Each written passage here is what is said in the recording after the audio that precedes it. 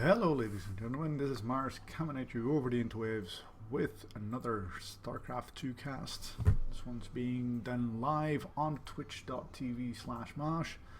However, if you're viewing this on the YouTube, then, well, I don't suppose it matters much to you. The difference between my normal cast and this is that all of this goes over OBS audio, whereas I normally have a separate program for that. So we'll see what that difference is. Anyway, on this side of Dusk Tower, we have the red Protoss Dezibell. An interesting spelling of the word. And on top here we have the blue Zerg sofroneL. I wonder if this is a play on word between Dezibell and Jezebel. I'm not entirely sure. We have fairly standard openings on both sides. We have a hatch first for sofroneL, whereas Dezibell is going for a gateway first. sofroneL is kind of getting some scouting in, whereas Dezibell doesn't know jack. He's going to check just in case he doesn't know his timings by heart, see if there is that natural base planted. There is not. This is, by the way, a diamond level league I get from the from portraits.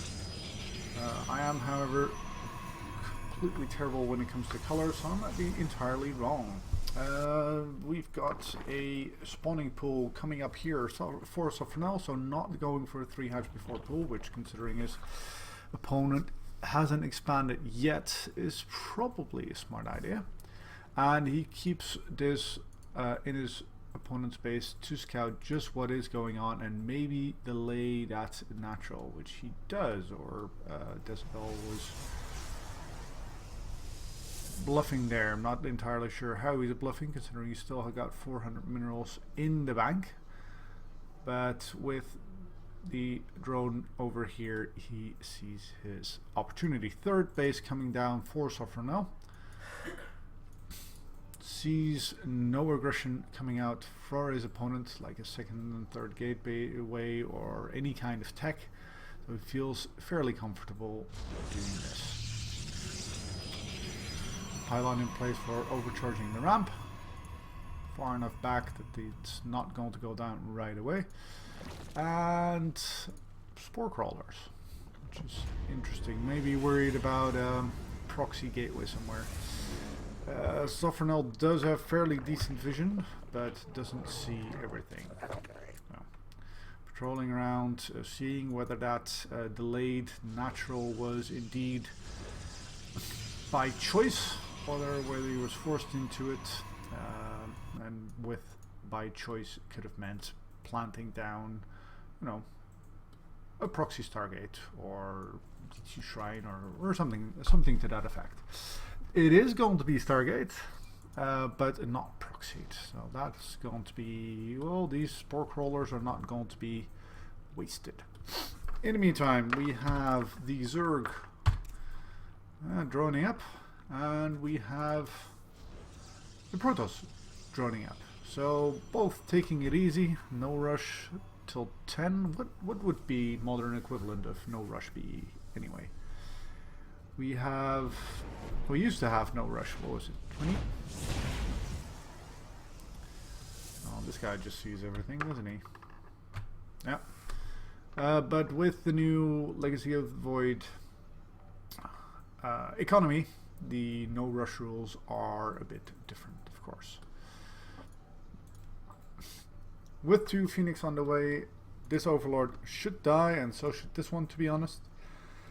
But should be well worth it for sofroneL, considering he sees everything his opponent is up to and can prepare accordingly. Maybe getting his lair might be good. And after that, maybe a Hydralisk then. And Dezibell, well, with 2 Stargates, he has to invest in this. Going all Phoenix all day, up to 4 now. With still a few, no, not this one, but still, there's another Overlord here he can pick off. And where does he keep them? Where do you keep the rest of his overlords? Well, in the middle of his base and on top of spore crawlers. Okay, so that's good. Not going to get this one. Let's go right by there. And behind this, taking a third, knowing that his opponent will have a hard time moving out against this, or hoping his opponent will have a hard time moving out against this. If he had a roach nest down, he could now be moving out, but he doesn't even have. Oh, he's getting his layers here. Interesting. And going around checking to see if there's any other overlords he can pick off, but there are not. So all the overlords are now directly surrounding spore crawler, so he's quite safe with that. And we don't really have a flood of army units, so this third base is going to go up without any contestation either. Could pick up a couple of these drones, decides not to, or doesn't have the attention span not to. And there's that Hydralisk then. We do, of course, have the Hydralisk then to combat these guys. What a lot of Protoss are doing, and judging by the double robotics facility, it's not what Dezibell is planning, is putting a decent ground army underneath there. Oh, going for a lurker then right away. Interesting. And, for instance, we've got these guys who do extra damage against light, and Hydralisks, last I checked, are indeed light. So you want Hydralisks against those pesky Phoenixes, and then you have Adepts versus those anti-Phoenix things. So Dezibell got his build worked out, knows what he has to do against the units he's forced out of his opponent by going Phoenixes and taking a fourth base. So how many spore crawlers are that? That's under this one. 7. So another one there. Quite safe. Can't really go in here. Can't really go in here. And I suppose you could sort of go in there. How many is that? 10 Phoenixes. That's 10 Phoenixes that can't really do anything. We'll see what happens when they have to actually move out.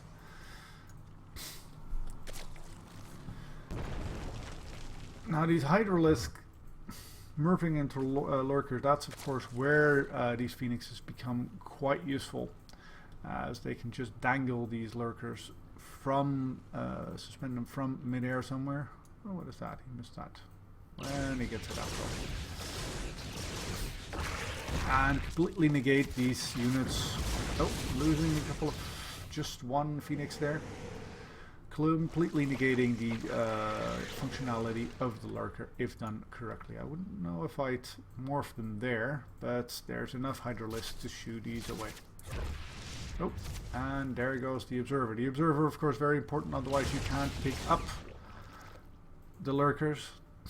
And a fourth base being taken for our Protoss as well.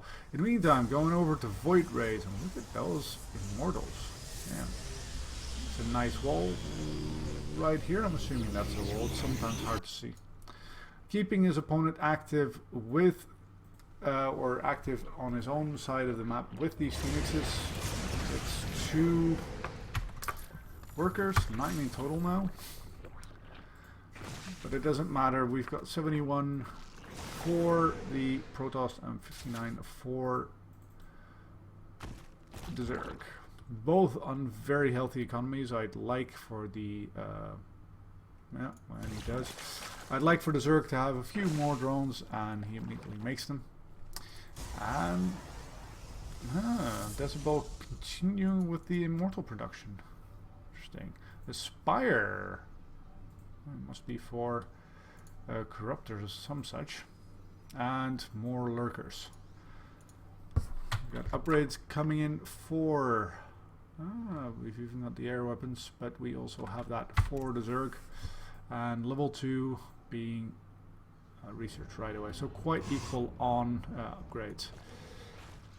Not fantastic creep spread, but it is at least there, really helping with the vision.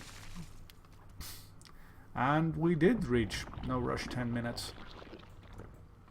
Well, you know, I suppose the Phoenix sort of flew about, but due to the spore crawler placement of sofroneL, there's really nothing they could really do. I mean, they picked up 9 workers for, they make 10, 10 I think. 9 left. How many did we lose? It's this one. 1. So yeah, 10.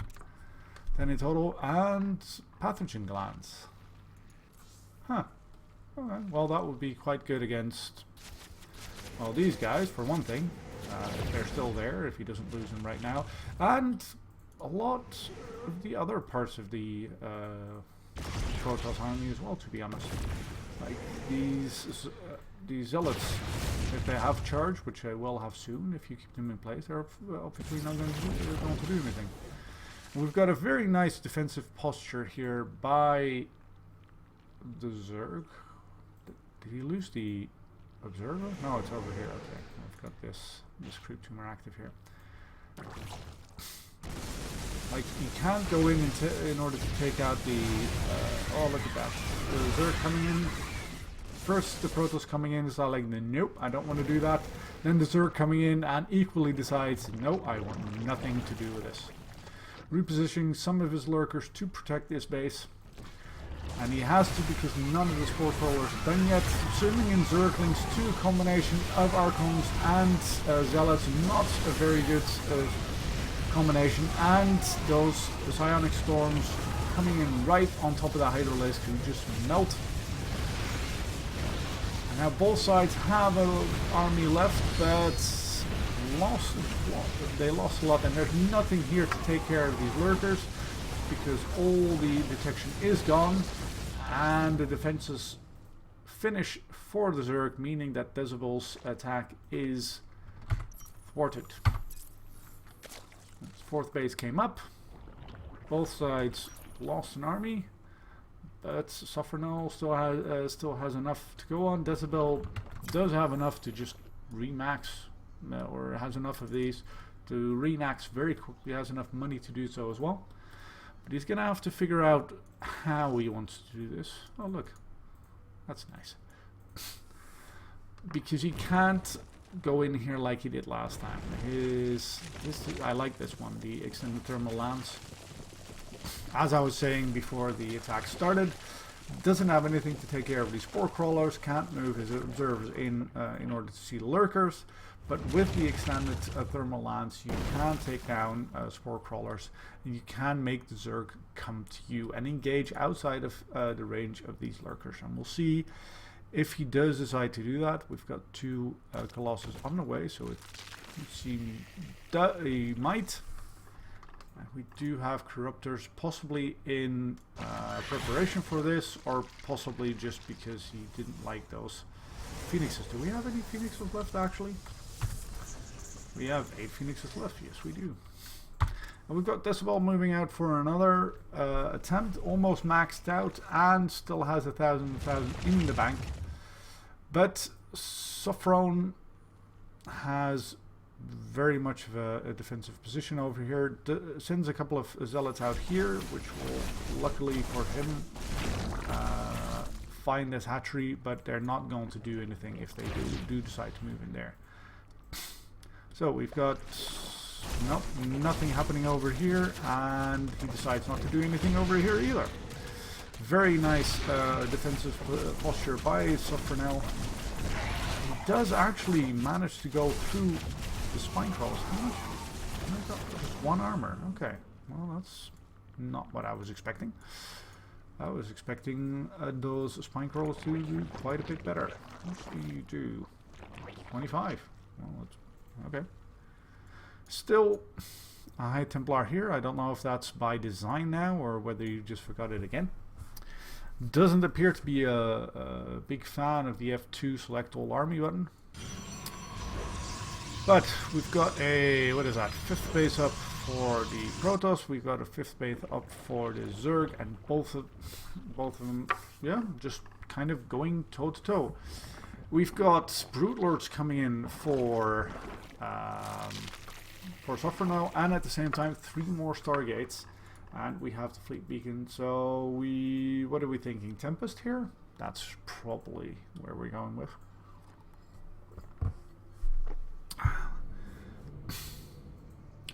But the entire time, like, we've lost 12 workers. That's it. And another run by over here to make sure that his opponent doesn't get that, what is that, 6th space.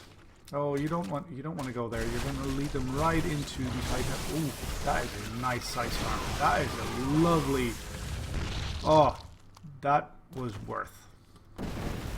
It would have been better if, obviously, these guys are going to regenerate, but with this army moving in, we might just take advantage of these very weakened Hydralisks. Blinks in to take care of the Brood Lords, but it's not quite into the optimal position.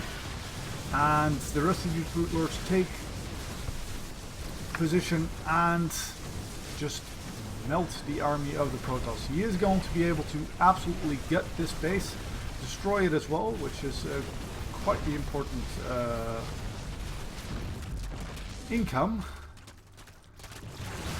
And yeah, a couple of zealots survive, and an immortal as well. And I might be able to take out another base, maybe. Yeah. We got transfuses coming in, 200 hit points, another 200 hit points, and I can't see anything because there's stuff over. Oh, 8 hit points. Oh, nice. At the same time, something happened here, but it didn't kill anything really. 8 hit points. Oh, bloody hell. Oh. And as that's going on, he decides to send in another bunch of zealots over here. This is not good because he's not getting anything done with this. Well, he does get this base again. Or, no, he reaches the base, but he's not going to kill it this time. And sofroneL may well decide to put up another bunch of pine crawlers here. And that means that he's still got his income. And Dezibell just threw away quite a bit in minerals in order to not really do anything here. In the meantime, he is carriers. Okay. Tempest is the usual way. That is a lot. That is a lot of gateways, which makes for a very nice SimCity in case his opponent would have gone for Ultralisk, which he is building one, but that's one, and it might be a misclick. He is going to kill this base. There's no way that this base is there, and you can just back off or try to engage instead. He could have just backed off, taken the win, gotten away. Now he is going to lose quite a bit of his army. His Brute Lords are going to kill a couple of the Stalkers, but not all of them, and not before they take out quite a few of the Brute Lords themselves. Tempest doing their thing, but there's no carriers yet. There's the first 2 carriers coming in. One Brute Lord makes it out, and no, he does not, in fact not. These Stalkers are going to take them. So we've got this base taken down by sofroneL and this base taken down by Dezibell.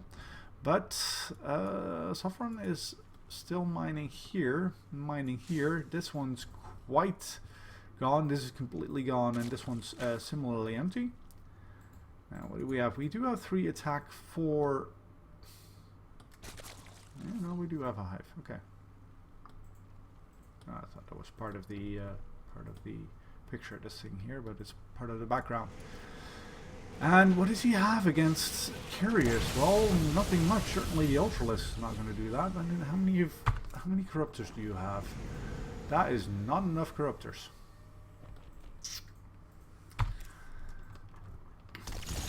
And yeah, sofroneL just doesn't have anything to really do against this. Should hope to draw these interceptors into the spore crawlers and kind of thin it out, but he's automatically building new ones, and he's not losing that many. He is going to send his corruptors this way in order to, I don't know, to caustic spray his opponent's base.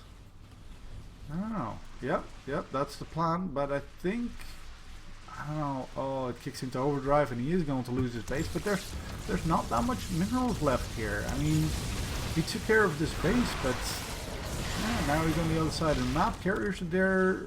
We've got stalkers still blinking in underneath there. And in the meantime, wait, aren't you supposed to... Okay. I was going to say that. That must have been a bug. In the meantime, no, these phoenixes are not going to do anything, and he goes in over here, but there are 2 Archons in order to defend this, which means he's not going to really get anywhere. We've got 150. How much is that in army supply? We've got 86 to 83. But what do we have? So we have 5 carriers on this side, and we have 7 Corruptors, a Brute Lord. Oh, Viper. Vipers might be very good with the bomb thing, the parasitic bomb. And we still, of course, have the Lurkers who will melt this if there's no detection there. Are there any detections? There's new. Yep, 1 observer, 2 observer. Does that have with the army? Where's the other one? What is he doing there? Oh, trying to open up a secondary attack path. And does our Zerg see it? No, he does not. That could be quite sneaky. Moves in his phoenixes, sees what his opponent is doing. It's like, okay, I can easily take this bit. Oh, and this is just happening when Sofrone is moving a drone out in order to take this base, which he definitely doesn't. So his siege is up. Keeps his phoenixes here as a lookout, but with, oh, that is a lot of Hydralisk and a lot of Corruptors. I wouldn't actually engage that, and Dezibell agrees with me and pulls out. In the meantime, Dezibell has taken a, what is that, 1, 2, 3, 4, 5, 6 base. Did he? Ah, I thought that might be a High Templar again, but it isn't. It's not retaking this base. But sofroneL, this time on the offensive, has 2 Ultralisks and a large number of Hydralisks and Corruptors, so he could force something if he wants. Let's see if he puts up his... No, he decides to yoink them in so his Hydralisk can take care of them, and he does kill those carriers quite quickly, but warps in Zealots on top of these light units, which is quite damaging to them. Got 1 more carrier, then we've got 3 more Tempests. Other than that, we don't really seem to have anything. Oh, we've got 4 Archons morphed in here on the high ground in order to take care of this. And unlike, I was going to say unlike the tutorial, no, the cinematic. Yeah, 1 Archon, there was 4 Archons against 1 Ultralisk, and he still managed to take that 1 Ultralisk, so that was quite misleading on the part of the cinematic. He does clean it up though. There's nothing left on this side. We've got 1 Brute Lord and 2 Queens coming in over here. And we still have 4 Corruptors here, which should retreat now that stuff is shooting at them. Maybe take out this Mothership Core while you're here. Oh. And yeah, that's the last of the transfuses on this Brute Lord. No, wait, there was another one there. Burrows his Lurkers in order to take care of this, but there is an observer in there to take care of, or to see these Lurkers. Still 2-2. I can't help but feel that 3-3 here would have been quite useful for him. And Dezibell was